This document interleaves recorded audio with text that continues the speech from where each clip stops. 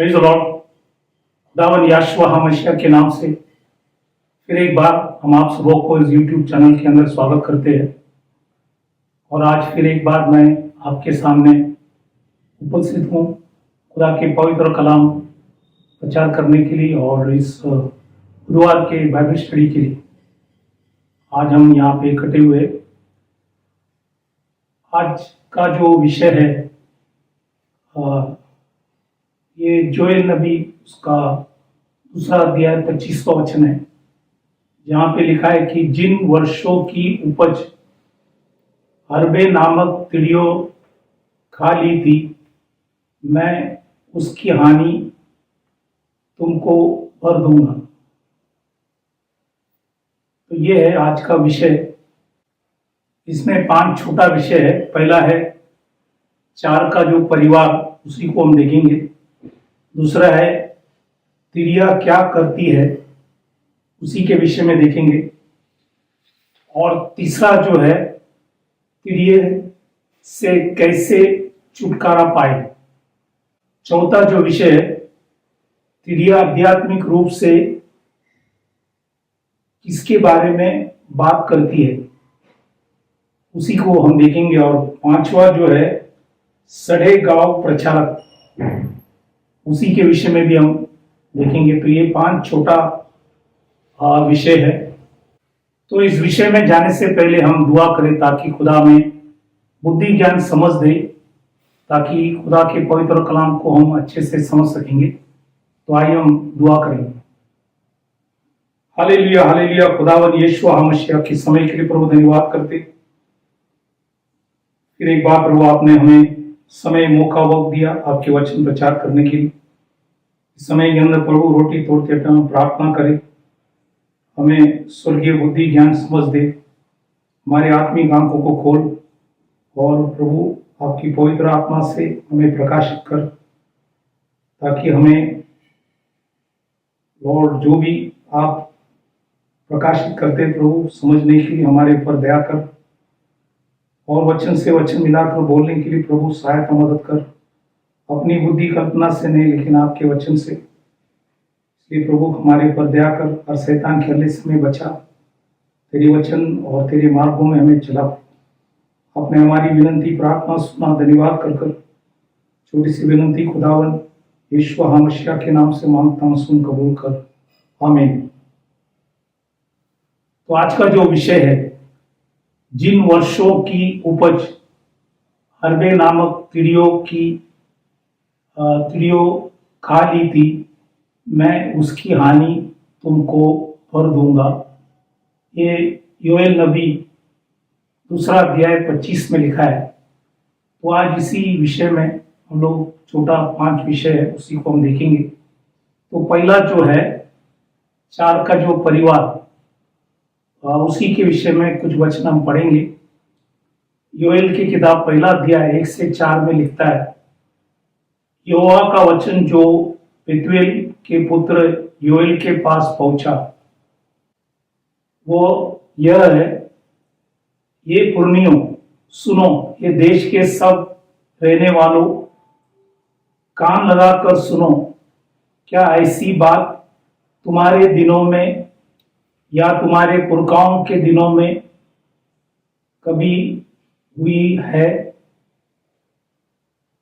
अपने बच्चों से इसका वर्णन करो और वे अपने बच्चों से, और फिर उनके बच्चे आने वाले पीढ़ी के लोगों से, जो कुछ गाजिम नामक तिरिया से बचा उसे अरबे नामक तिरिया ने खा लिए।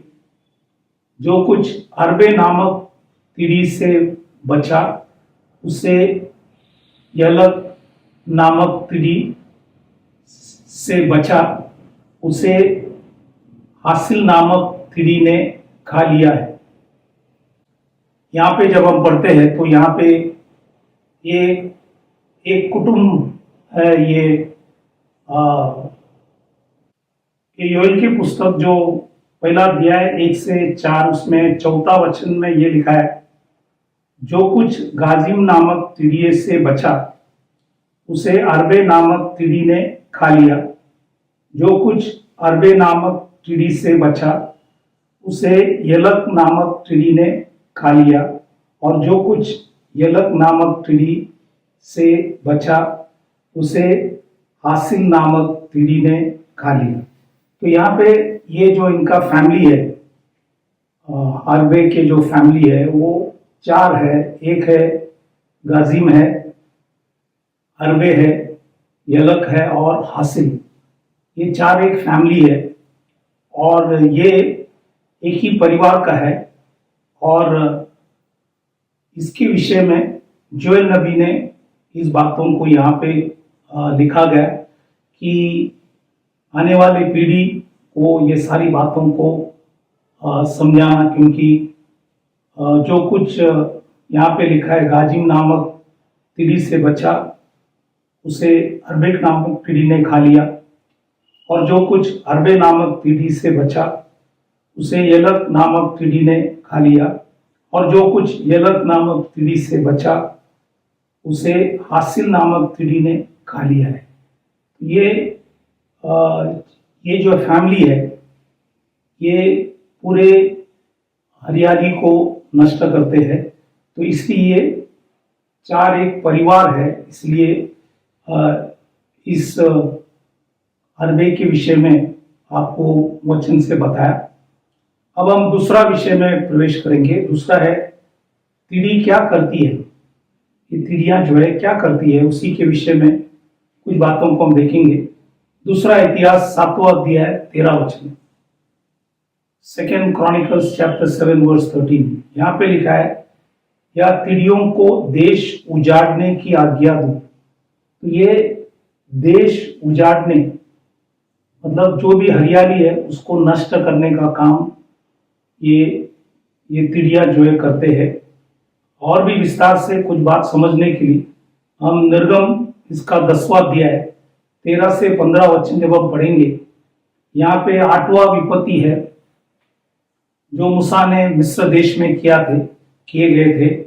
और ये 8वां विपत्ति ये है, वहां पे लिखा है, अंत मूसा ने अपने लाठी को मिस्र देश के ऊपर बढ़ाया, तब यहोवा ने दिन भर और रात भर देश पर पुरवाई बहाई और भोर हुआ, तब उस पुरवाई में तिड़िया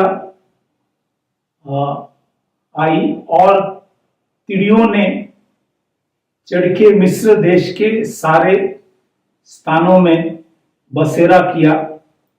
उनका दल बहुत भारी था, वरन ना तो उनसे पहले ऐसी तिड़ियां आई थी और न उनके बाद ऐसी फिर आएगी। वो तो सारी धरती पर छा गई, यहां तक कि देश में अंधकार छा गई और उसका सारा अन्न आदि और वृक्षों की सब फल अर्थात जो कुछ ओले से बचा था सब कुछ उन्होंने छाट कर लिए, यहाँ तक कि मिस्र देश भर में ना तो किसी वृक्ष पर कुछ हरियाली रह गई और ना खेत में अनाज रह गया। तो यहाँ पे आप देखेंगे तो ये 8वां जो विपत्ति था, ये खुदा ने मूसा के द्वारा ये तिड़ियां ले आए और ये सब हरियाली को नष्ट कर। तो ये इनका काम जो है सब हरियाली को नष्ट करना। इसलिए ये जो दूसरा विषय है तिड़ी क्या करती है, तो हमने देखा यहाँ पे ये वचन और भी कुछ वचन हम देखेंगे। जैसे व्यवस्था विवरण 28वां अध्याय 38 और 39 वचन जब हम पढ़ेंगे, ड्यूटरनॉमी चैप्टर 28, 38 एंड 39, ये शाप के विषय में लिखा है, क्योंकि 28वां अध्याय 1 से 14 आशीष है, 15 से लेकर आखिरी तक शाप के विषय में लिखा है। इजरायलियों से कहा, यदि तुम मेरे वचन को आदर सम्मान नहीं करेंगे तो ये सब शाप तुम्हारे ऊपर आएंगे। उसमें से एक शाप है जो हम अभी पढ़ेंगे, वो है 28, 38 और 39, ड्यूटरॉनमी 28, 38 एंड 39। यहाँ पे लिखे, तू खेत में बीज तो बहुत से ले जाएगा, परंतु उपज थोड़ी ही बटोरेगा, क्योंकि तिड़िया उसे खा जाएगी। तू दाख की बारियां लगाकर उनमें काम तो करेगा, परंतु उनकी दाख का मधु पीने ना पाएगा, वरन फल भी तोड़ने ना पाएगा, क्योंकि कीड़े उनको खा जाएगा। 42 में लिखता है 42 वर्ष में, तेरे सब वृक्ष और तेरी भूमि की उपज चिड़िया खा जाएगी। तो ये पूरे उपज परमेश्वर ने शाप के विषय में इजरायलियों से कहा, यदि तुम मेरे नियम वचनों को अगर नहीं मानेंगे तो ये सब तकलीफ उनके ऊपर आएंगे।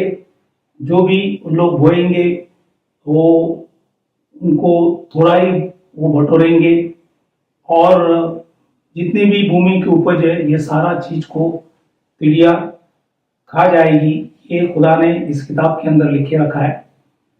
और सुलेमान राजा नीति वचन 30:27 में, प्रोवर्ब्स चैप्टर 30:27, यहाँ पे लिखा है, चिड़ियों का राजा तो नहीं होता, तो भी वे सब की सब भाड़ भाड़ कर चलती है। तो ये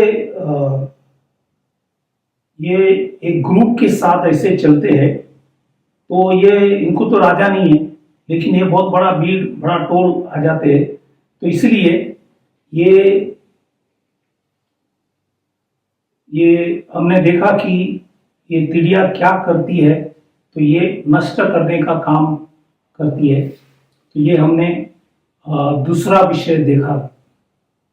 अब हम तीसरा विषय में प्रवेश करेंगे। तीसरा विषय है चिड़ियों से कैसे छुटकारा पाए।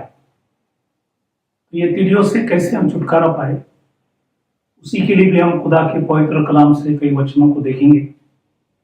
जैसे पहला राजा 8वां अध्याय 37 से 40 वचन हम जब पढ़ेंगे, first king chapter 8 verse 37 to 40, यहाँ पे वचन लिखा है, जब इस देश में अकाल या मरी या जुलस हो या गिरुई या तिड़ियों या कीड़े लगे, या उनके शत्रु उनके देश के फाटकों में उन्हें घेर रखे, अथवा कोई विपत्ति या रोग क्यों ना हो, तब यदि कोई मनुष्य या तेरी प्रजा इज़राइल अपने अपने मन का दुख जान ले और गिड़गिड़ाहट के साथ प्रार्थना करके अपने हाथ इस भवन की ओर फैलाए,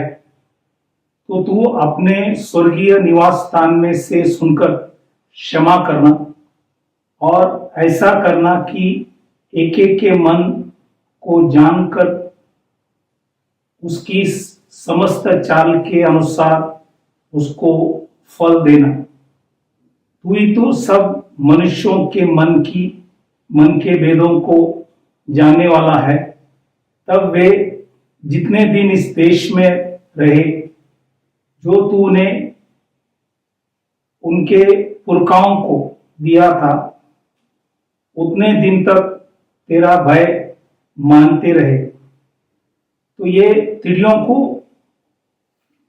कैसे हम छुटकारा पाए, यहाँ पे एक ही रास्ता खुदा ने लिखा है कि ऐसे सब समय के अंदर अगर कोई मनुष्य या पूरे इज़राइल खुदा से प्रार्थना करे, अपने पाप कबूल करे, तो परमेश्वर उन्हें स्वर्ग से उनकी विनती सुनकर उन्हें क्षमा कर उनके ऊपर दया करेंगे। तो इसी तरह चिड़ियों से छुटकारा पा सकता है। तो इसलिए हमने इस वचनों को देखा।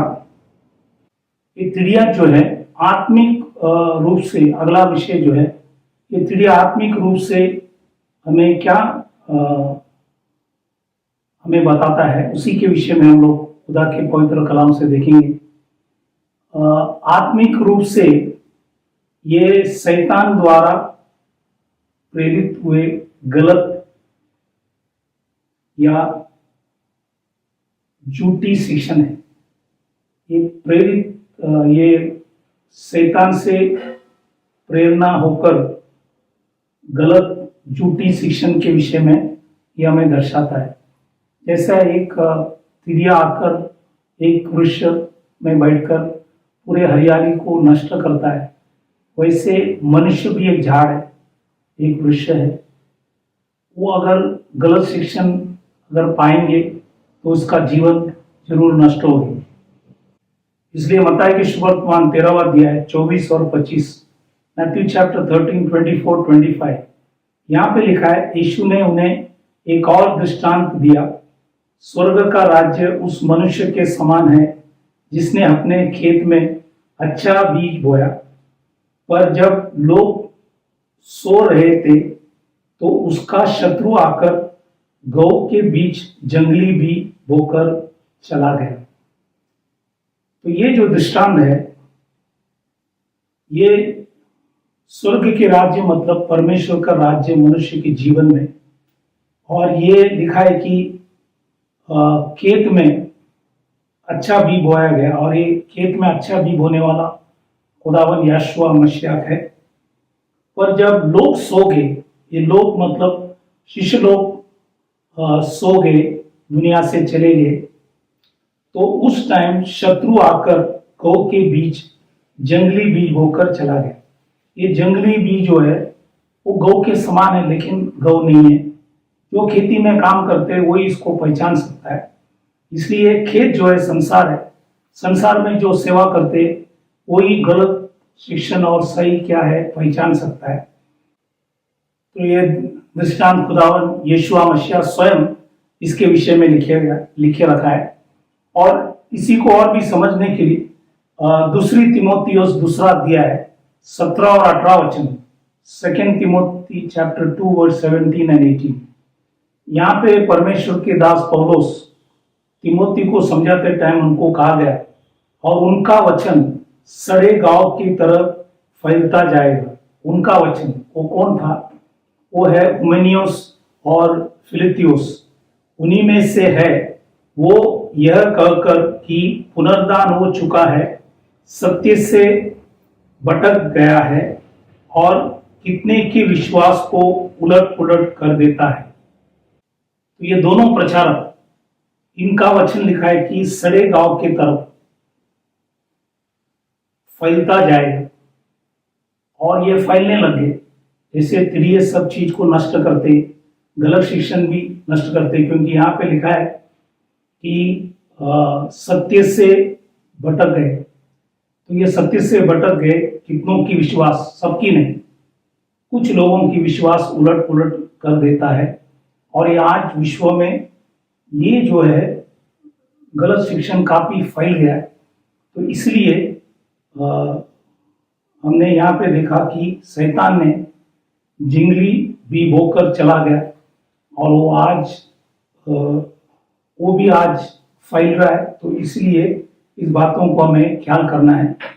मत्ती के सुवर्तमान 13वां अध्याय 30 में लिखता है, मैथ्यू 13:30, कटनी तक दोनों को एक साथ बढ़ने दो, और कटनी के समय मैं काटने वालों से कहूंगा कि पहले जंगली दाने के पौधे बटोरकर जलाने के लिए उनके गड्ढे बांध लो, और गौ को मेरे खत्ते में इकट्ठा करो। तो ये परमेश्वर यहोशू मसीह जब इस धरती के अंदर थे, उन्होंने ये मत्ती के सुवर्तमान 13वां अध्याय के अंदर 8 दाखला के अंदर पहला दाखला है, और ये दृष्टांत उन्होंने कहा, और कहा कि दोनों मतलब गौ और जंगली गौ दोनों बढ़ने दो। कटनी का समय मतलब ये समय का अंत जो है, वो जब होएंगे तब परमेश्वर उसका फर्क करेंगे। इसलिए आज का जो विषय है योएल नबी दूसरा अध्याय 25 में लिखा है, जिन वर्षों की उपज अरबी नामक कीड़ियों और येलक और हासिल ने और गाजिम नामक कीड़ियों ने, अर्थात मेरे बड़े दल ने, जिसको मैंने तुम्हारे बीच भेजा, खा ली थी, मैं उनकी हानि तुमको भर दूंगा। तो परमेश्वर उसको भर दूंगा। तो इसलिए यहाँ पे ये जो टीडिया जो है आत्मिक तौर से गलत शिक्षण है और ये आज विश्व में सब फैल गया, इसलिए हमें फर्क करना बहुत जरूरी है ताकि परमेश्वर के वचन को अच्छे रीति से हम समझ सकते हैं। अब हम आगे 5वां विषय में प्रवेश करेंगे, वो है सड़े गांव प्रचारक। तो ये जो सड़े गांव प्रचारक, मतलब ये इंग्लिश में लिखे कैंकरवर्म प्रीचर्स, तो ये हमने तिमोथियों की पुस्तक दूसरी तिमोथियों 2:17-18 में देखा गया। वहां पे हुमेनियुस और फिलिथस 2 प्रचारक थे। तीसरा प्रचारक दूसरी तिमोथियोस के पुस्तक जब हम पढ़ते हैं, 4था अध्याय जब हम पढ़ता है 15 वचन, तो वहां पे सिकंदर जो टटेरे थे, अलेक्जेंडर द कॉपर स्मिथ, दूसरा तिमोथी 14वां अध्याय 4था वचन, 2 तिमोथी चैप्टर 4 वर्स 14, सिकंदर टटेरे। तो ये तीसरा प्रचारक था। चौथा जो था दूसरी तिमोथी पहला अध्याय 15 में फिजिलस और हर्मोजीनस 2 प्रचारक लोग, इनका भी नाम है, और ये भी सड़े गांव के समान गलत प्रचार उस टाइम लोग कर रहे थे। 5वां जो है तीसरी यूहान 9वां वचन में डियोट्रिफस के विषय में लिखा गया। ये भी एक सड़े गांव प्रचारक थे। ये बाइबल के अंदर लिखा है। ये सभी लोगों ने इन प्रेरित के समय इन लोगों ने भी गलत प्रचार वहां पे किया गया और इसलिए काफी लोग सत्य से हट गए। तो इसलिए अगर प्रेरित के समय था तो आज भी है। और अब जब पुराने नियम पढ़ते हैं, पुराने नियम भी जब पढ़ता है तो पहला राजा 13वां अध्याय पहला वचन में एक जन यहूदा से आए थे, वो भी एक नबी था, लेकिन उन्होंने भी परमेश्वर का वचन जैसा मानना था वैसा नहीं माना, इसलिए एक सिवा ने उसे नष्ट किया। आप पूरे अध्याय जब पढ़ेंगे तो समझ में आएंगे। तो ये भी एक पुराने नियम की सड़े गांव प्रचार थे। दूसरा है नेहमिया की किताब 6वां अध्याय 10 से 13 वचन जब हम पढ़ते हैं, वहां पे शमया करके था। इन्होंने नेहमिया के काम को रोकने के लिए इन्होंने बहुत कोशिश किया, लेकिन प्रभु ने नेहमिया को सहायता मदद किया। ये भी एक सड़े गांव प्रचारक था। और यिर्मयाह की किताब 28वां अध्याय यिर्मयाह चैप्टर 28, वहां पे हनानी या करके एक प्रचारक था यिर्मयाह के टाइम। ये भी लोगों को गलत बातों को सिखाते थे, इसलिए उनका भी नष्ट हुआ। तो यिर्मयाह की किताब 29वां अध्याय 21वां वचन, यिर्मयाह 29 चैप्टर वर्स 21, यहाँ पे 2 प्रचारक है, यहब और जड़का। ये भी लोगों को झूठ सिखाते थे। तो ये पुराने नियम में भी ये सड़े गांव प्रचारक थे। नए करार में भी हमने देखा। तो अगर पुराने नियम में था और नए नियम में थे, प्रेरितों के समय थे, तो इसलिए आज भी इस अंत के समय में ये यहाँ पे भी है।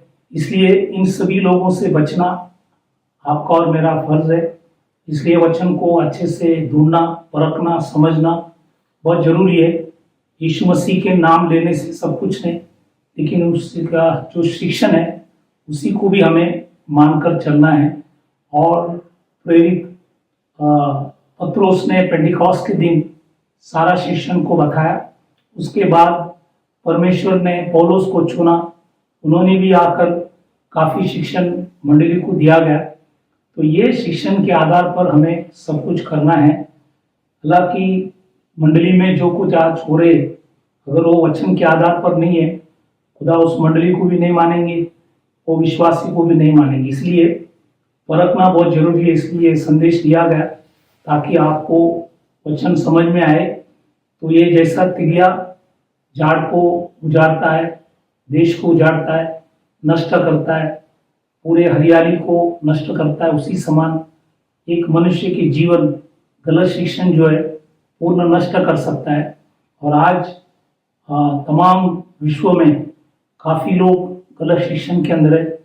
इसलिए हम प्रार्थना करें कि इस अंतिम समय के अंदर खुदा एक बड़ी बेदारी को ले आए, जिसके द्वारा लोग सत्य को पहचाने और परमेश्वर की जो पवित्र कलाम है उसी में कोई मिलावट न करते हुए जैसा लिखा है वैसे हम प्रचार करें। जैसे पत्रोस ने प्रचार किया कि खुदा एक ही है और खुदावन यीशु मसीह के नाम से जब हम बपतिस्म लेता है तो ही हमारे पाप की क्षमा है, और कोई रास्ता नहीं, और कोई बपतिस्म से क्षमा नहीं है। सिर्फ यीशु मसीह के नाम से जब हम बपतिस्म लेता है तो ही हमें क्षमा है, तो ही हमें पवित्र आत्मा मिलता है। तो इसलिए ये सारी वचनों को आपको आत्मिक तौर से बताया, शारीरिक तौर से भी हमने देखा, आत्मिक तौर से, ताकि आप इस वचन को अच्छे से समझ सकेंगे। तो विदा होने से पहले हम सभी के लिए दुआ करें। जो भी लोग बीमार, तकलीफ, परेशानी, गलत शिक्षण में, उनके लिए सभी के लिए हम प्रार्थना करें। तो आइए अपने आंखों को बंद करें, सिरों को झुकाएं, प्रार्थना करें। Hallelujah, hallelujah. खुदावन यीशु मसीह समय के लिए प्रभु धन्यवाद करते। आज जो भी वचन प्रचार किया, इसी वचन के द्वारा लोगों की आत्मिक आंखों को उन्हें समझा, सिखा, ताकि सीखकर समझ कर तुझे आदर करे, सम्मान करे, तेरे नाम की महिमा करे। विशेष करके जो लोग बीमार, तकलीफ, परेशानी, संकट, मुसीबत, अलग अलग समस्या में, उनके लिए हम प्रार्थना करें। प्रभु उनके ऊपर दया कर, आपने खाए फटके से उन्हें चंगाई दे, आपने भाई व लहू से उनकी सारी अपराधों को क्षमा कर, उन्हें तेरे मार्गों में चला जो आपके दृष्टि में योग्य करने के लिए उन्हें सीखा, समझा, उनके ऊपर दया कर। आपने हमारी विनती, प्रार्थना सुना, धन्यवाद कर। छोटी सी विनती खुदावन यीशु मसीह के नाम से मांगता हूं, सुन कबूल कर, आमीन। फिर एक बार मैं आप सबों को धन्यवाद करना चाहता हूं कि आप परमेश्वर के पवित्र कलाम सुन रहे। प्रभु आप सबों को इस वचन के द्वारा आशीष करे। Thank you very much. God bless you. Praise the Lord.